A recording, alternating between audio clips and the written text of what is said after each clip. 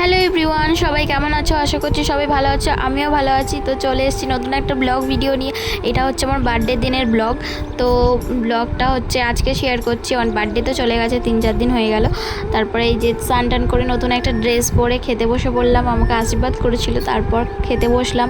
কত কি birthday special menu হয়েছে দেখো, অনেক কিছু হয়েছিল। তোমাদের সাথে ছোট্ট করে একটু ভিডিও করে শেয়ার করলাম। তারপরে একটু রেস্ট নিয়ে বিকালবেলা মাসিমণির বাড়ি যাচ্ছিলাম। মাসিমণির বাড়ি থেকে আসার সময় এই যে শ্যামপুর এলাকায় যে মহাপ্রভু আশ্রম আছে, এখানে গিয়েছিলাম। জানলাবাজার ওখানটায় গেলে এতটাই শান্তি লাগে, এতটাই ভালো লাগে, তোমাদের আর কি বলবো।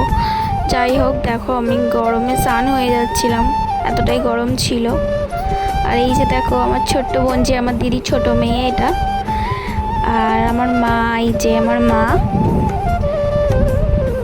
এটা হচ্ছে আমার দিদি, আকাশি কালারের শাড়ি। এই যে এটা হচ্ছে আমার দিদি আর আমি।